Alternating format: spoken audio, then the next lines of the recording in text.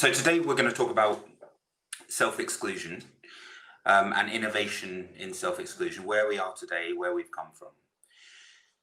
I start with the premise that there is a small proportion of players on your platforms who are ticking time bombs. You want them off your platform, but more than that, you want them out of gambling completely. Not only is it a good thing to do, it's a smart investment in risk minimization. There's even more players who are at risk of gambling related harm, and our collective goal should be to prevent these players from even needing to self-exclude, from even needing to use even our products, though for some it's inevitable. Now, much like the old the fire triangle, the oxygen, heat and fuel is needed for a fire. Take one of those away, it's not going to continue. These are the key ingredients for what enables a problem gambler to keep gambling problematically. Sadly, money might not actually be the issue at the point of self-exclusion, but often it is. Often players know that they need to stop well in advance. Access is what we're going to be discussing mostly today, and time is a bit more difficult, but there's one product that I can think of that tackles this, and of course therapy, treatment, talking. So the role of friction and the role of barriers and access control. If we look at the top example here, I want to gamble, I gamble. Obviously, I decide somewhere in the middle there how I'm going to do it. Am I going to play on this platform, that platform? But I can gamble if I want to. At the point where I have put in some kind of barrier, let's say it's one barrier, you can see these are just a few examples of ways to circumvent some of these tools. If I were to use our product GamBan alone, you can see that I can uninstall the app. Well, actually, I can't really uninstall the application. I can buy a new device. I can factory reset my device. I'd lose my numbers and so on, but I can factory reset. I could use a VPN. There are ways to get around one barrier. Ditto with a self-exclusion scheme, or with blocking through your bank. And this may or may not be relevant in your jurisdiction, much like self-exclusion schemes, Rufus, GamStop, Oasis, Spell Powers. There are quite a lot, but they're all a little bit jurisdictional. The idea of this is, we know if we weren't talking about self-exclusion support tools, we would have a lot more faith in the power of will. But what we've come to realize is there is what we call a bit of a gold standard now in self-exclusion, and it's layered up in three. We know that by using one of these tools, it doesn't take particularly long to get around, but by using three, you really will find that a couple of hours of finding an unregulated gambling site that is willing to take an alternative form of currency or a device you're not particularly familiar with is quite a far stretch for a lot of players to go. In addition to this, talking and therapy is obviously really important. A lot of people think that just by putting the barriers in place, that's it, and for some people that might be enough. But talking is really important. And what this approach does is it gives players the space to stop and talk and think and understand and address the relationship with gambling. And of course, any which way, any tool you use, there are ways to circumvent. The good news is, what we've seen are some unlikely heroes step up, particularly banks who arguably they have a responsibility, they handle your money. But in the UK, I'd say the banks have worked pretty quickly to implement merchant code blocking functionality, which means that if I try and deposit money on a platform that uses a specific merchant code under gambling and I think it's gambling and casino, then I won't be able to spend with that operator. However, there are lots of operators disguising themselves as marketing services or similar, which kind of renders that approach fairly meaningless. But it does help, and it's great that banks are doing this. We're working with the Lloyds Banking Group and a couple of other banks we're in discussions with, layering up these tools, making sure that whichever way a player comes in, they're able to obtain the best barriers to the source of the problem. But the interesting thing around this is, obviously, there is a problem that a lot of people will present with. It is not necessarily the operator, the industry's responsibility to tackle that problem in full, but cooperation is necessary and collaboration. So I'm going to spend a little bit of time here. We often get sort of on the grapevine questions, themes I just wanted to address that routinely come up, and there are solutions to some of these questions, and some of these questions are frankly quite reductive and simplified. In terms of innovating for healthy play, I think we should look at self-exclusion as the last resort. But then that begs the question, what kind of support is there along the way? And you might say that cool-offs, limit setting, have some kind of efficacy, and they most likely do. My suggestion for anything that, and typically this is used by the trade bodies, EGBA, AGA, Betting Gaming Council, using the line, if we do too much, they'll just go, or we'll push them to the black market. And the black market in this case is used as a bit of a boogeyman. It's used as a bit of a smoke screen. I think the question is, what can we do to make sure that a player who must not be playing online full stop is blocked from gambling? And we now know what works best. So the answer to this question, what works up until self-exclusion, it's a collaborative approach. It's bringing in all the tools. There are lots of tools off the shelf that already exist, tools that as an operator you may already use. But it's also recognizing that not necessarily that if you do everything you can do that they will go to a black market site, but your competitors are offering products that are pretty similar, if not near identical, to a problem gambler. And so limit setting is more or less pointless for problem gamblers. They'll just sign up to more accounts, and in fact, most likely spend more money and get more out of control.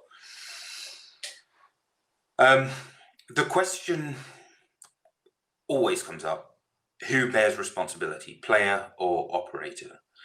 And I think this is a particularly stupid question, because first of all, the obvious answer is there is a level of responsibility on both. The player they might not recognize it at the time for obvious reasons, but they cannot continue like that. And equally, the industry can't continue either. But there is clearly a two-part in responsibility. And to anyone who says differently, I always take the line that if I go to a restaurant and I'm ordering 5 or 6 desserts and I'm overweight, which I am, should the restaurant not serve me those desserts? I don't know. Maybe there's an interesting parallel there.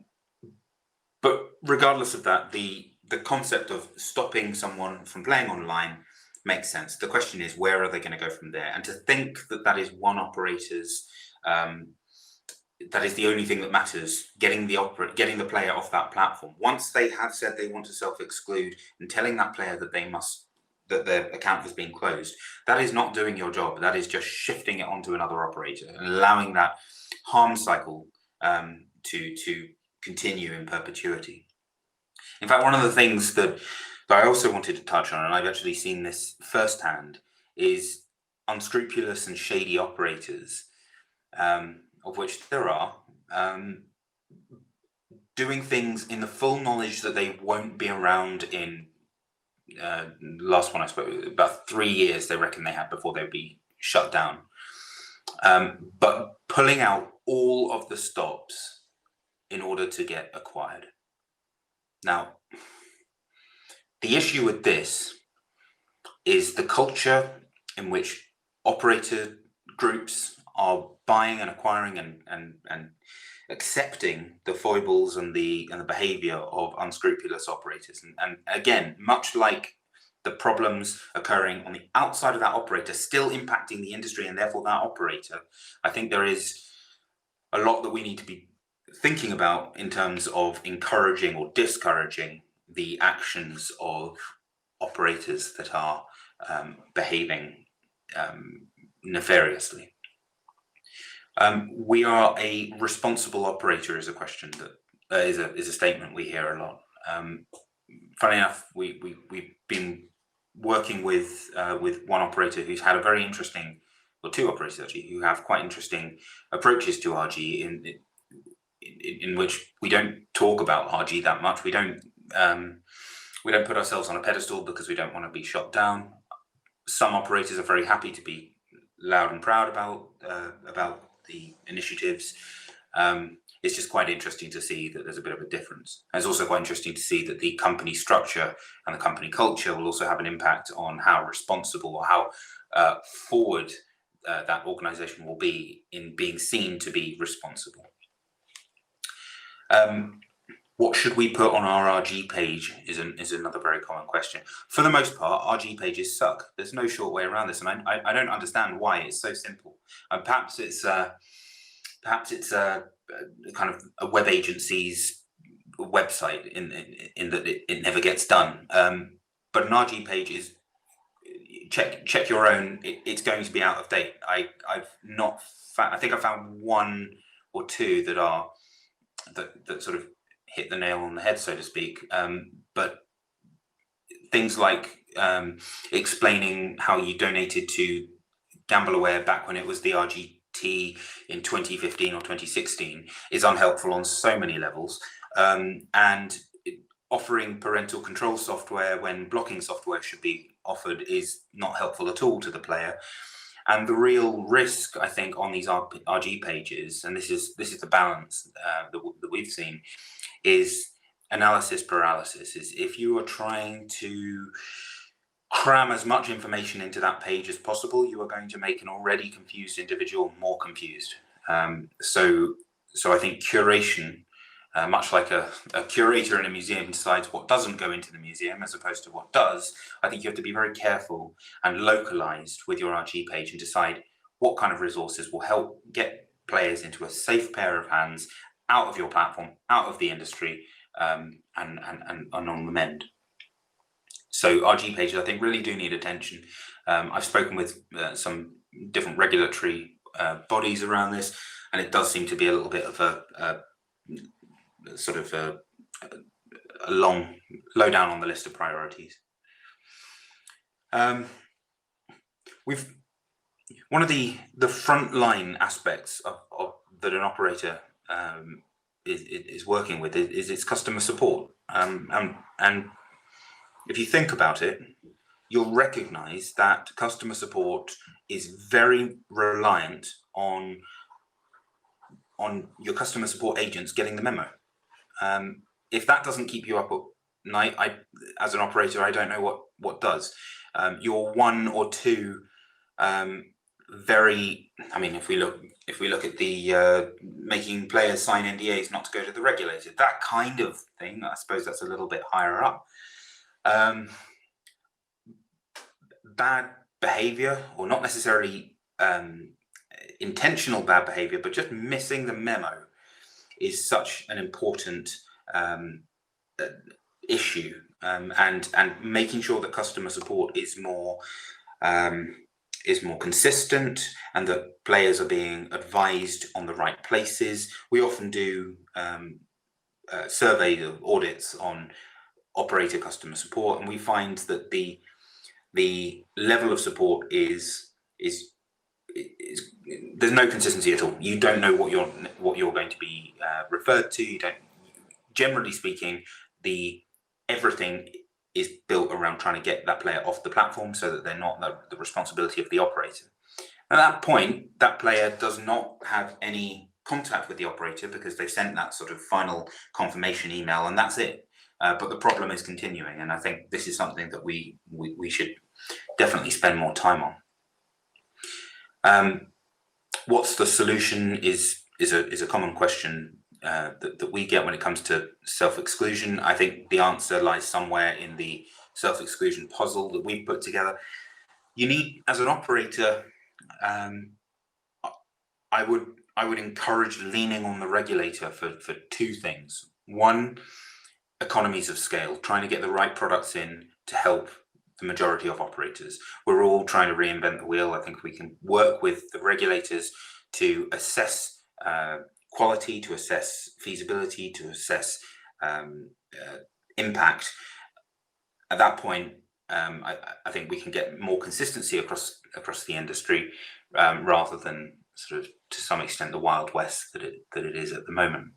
And also leaning on the regulator to ensure that the level of protection in each jurisdiction is of a high standard. So obviously what we've seen in the UK with merchant code blocking, bank blocking, a self-exclusion scheme, and blocking software like GamBan, those three components don't exist in every territory. So really trying to push, to strive for these kind of solutions is where I think an operator should be spending a lot of time, a lot of effort, more time on lobbying than actually innovating internally.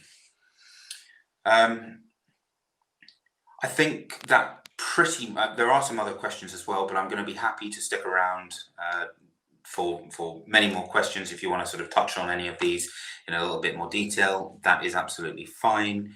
The closing point I think I'd like to make is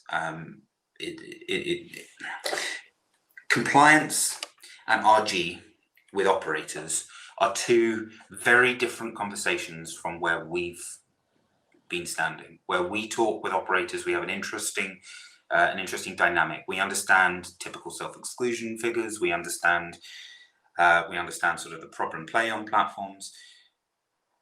Dealing with compliance and RG are two separate conversations.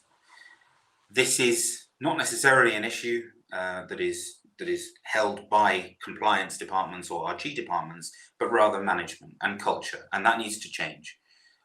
Going the bare minimum, or doing what you need to do as set out by the regulator, is one thing. The bare minimum should be that if a player says, I cannot do this anymore, get them out of gambling, not just your platform. Thank you.